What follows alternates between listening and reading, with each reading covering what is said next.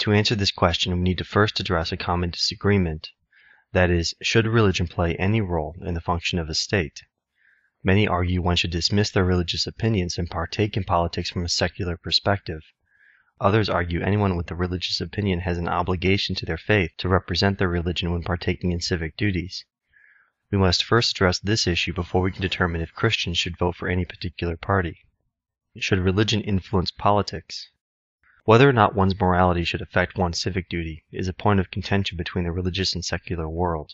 To many, the idea that one would allow their religious views to sway their political views is a violation of the principles America was founded upon. To these people, a country which legislates from the pulpit is little more than a theocracy. However, many argue an amoral country is not far from an immoral country, and that every citizen has an obligation to the moral integrity of the country to vote according to their moral discernment. If one's judgment of morality is the product of a religious faith, then one's religious faith should influence their political decisions.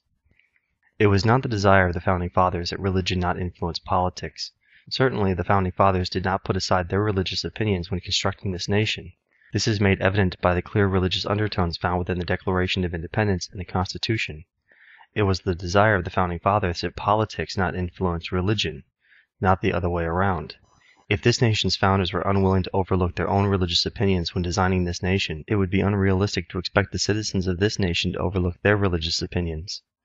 And whatever you do, whether in words or deeds, do it all in the name of the Lord Jesus, giving thanks to God the Father through him.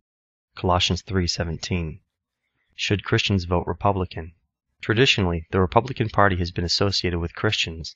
The Christian community has identified with the strong conservative values embodied by the Republican Party.